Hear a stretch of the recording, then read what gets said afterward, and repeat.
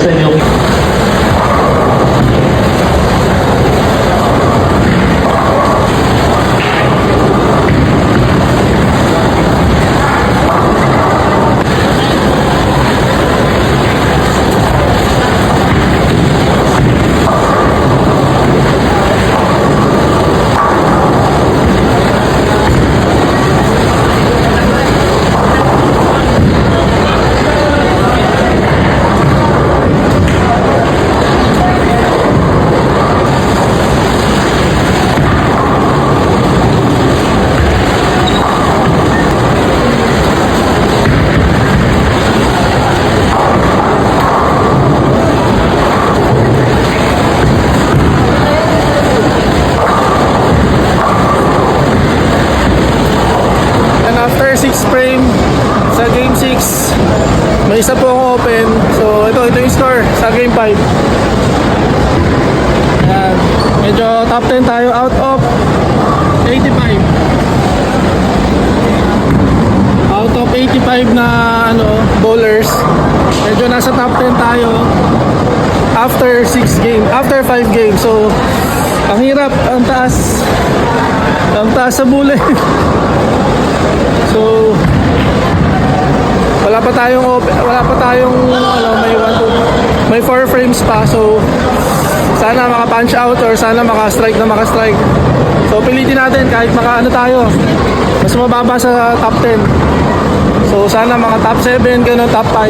So, pilitin natin mga ka-bowlers. So, laban lang kami dito ni Kuya Sam. Ayan, grabe. Thank you.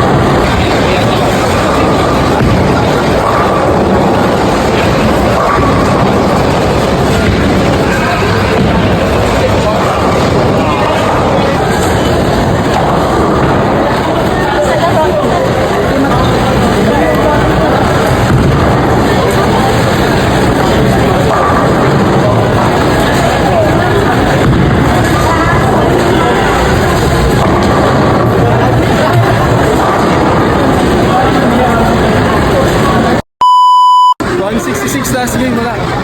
Baka top 15 pababa.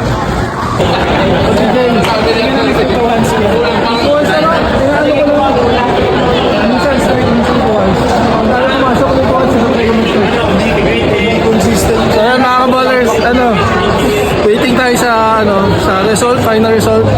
So okay na ako, mga top 10 pababa or top 15 pababa, okay na kami. Okay na ako doon dahil hindi naman ganun kadali talaga makasali 85 bowlers. So ayan, may mga minor prizes pa. So abangan natin yung final score mamaya and post natin kung sino yung mga panalo.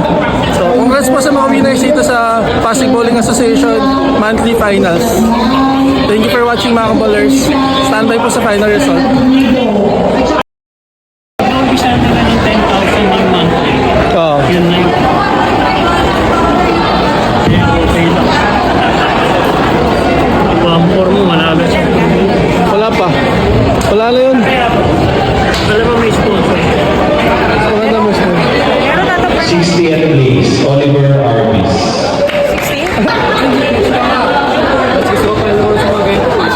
Ito na po yung final, no? Patrick Eusebio. Lab! Acting tour, Victor 26. 15.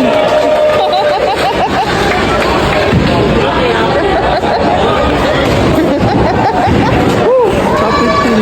Okay na rin. Okay na. Yun talagang buhay. Hindi laging panalo, di ba?